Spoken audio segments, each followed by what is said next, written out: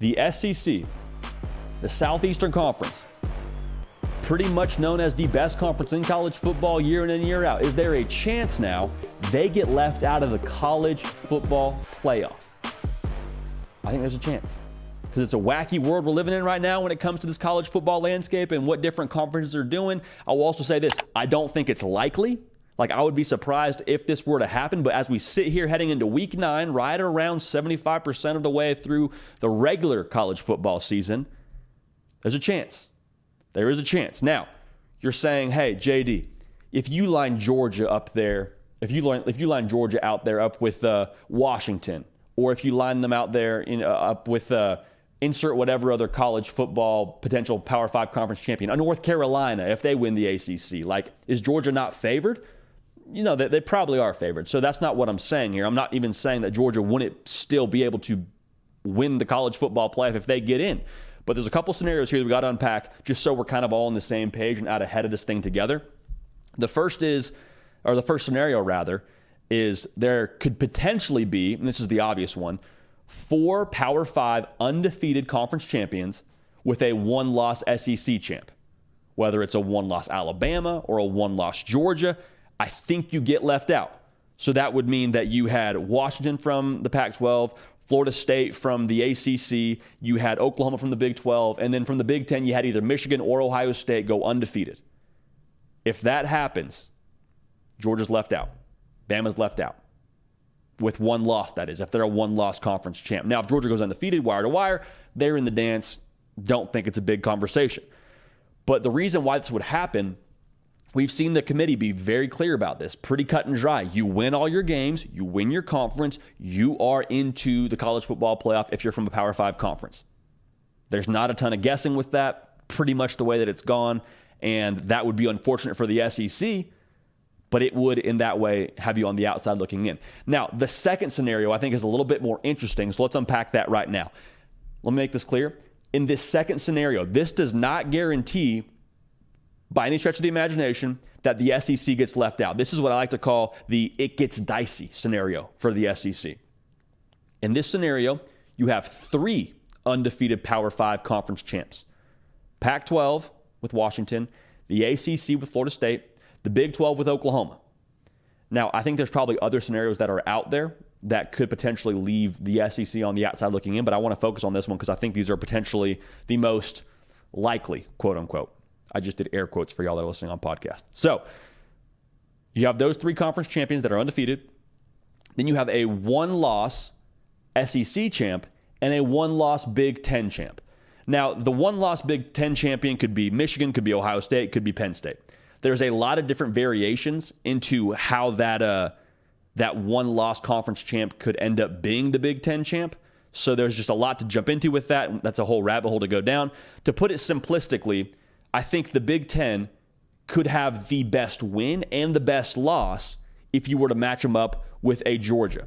Now, if it's a 1-loss Alabama, I think Alabama would actually end up getting the nod there because in theory, Alabama, if it were to hold with chalk and they play Georgia in the SEC title, they would have a win over number 1 Georgia, more than likely at that point. Let's be generous and say number 2 Georgia.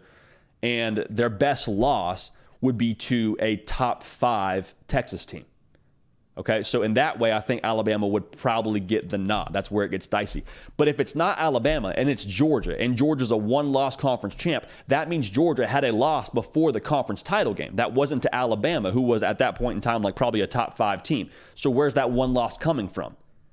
In the best case scenario, that 1 loss for Georgia would be to Ole Miss. And Ole Miss right now, they're at 12 at the time of us being live. I don't think they're leapfrogging Penn State by anything that they're going to do the rest of the way, in my humble opinion.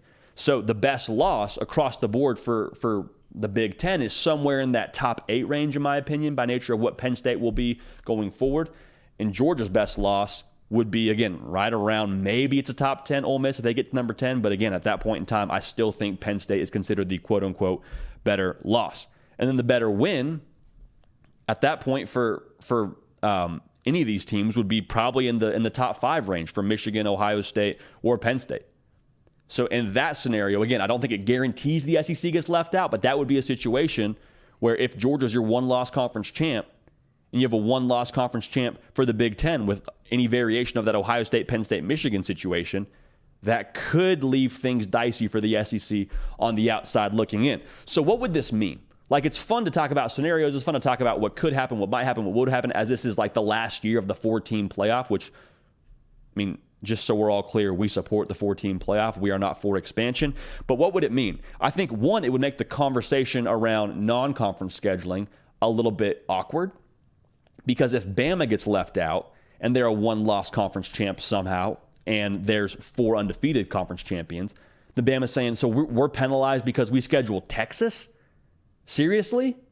That's why we're getting left out, because we lost to a top 5 Texas team. All right. Okay. And again, that would have to have 4 undefeated conference champions for that to happen.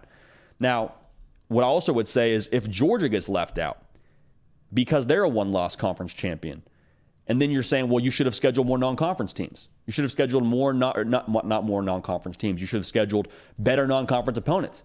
If I'm Georgia, I'm saying we tried. We tried to have Oklahoma. It got vetoed. What do you mean we should have scheduled better non-conference opponents? We put the kibosh on us playing the Sooners. What are you talking about? Now, all this kind of becomes a moot point as we move to 12 anyway. But the statement I think that's made across the landscape is we just have some really good teams in college football. Like, this was just a really fun year across the board, conference to conference. We had a lot of parity. We had a lot of good things going on across the board when it comes to college football.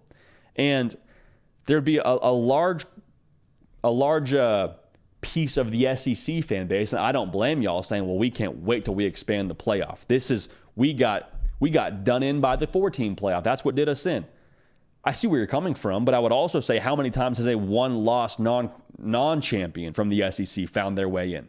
I think you look back at the SEC and say it was just kind of a year where the rankings weren't quite as beefy for this conference across the board, and the schedule didn't play out in favor to get a team in. But 9 times out of 10, I would say it has. Now, a lot of people would say this, and this is where I want to make sure we really hone in on.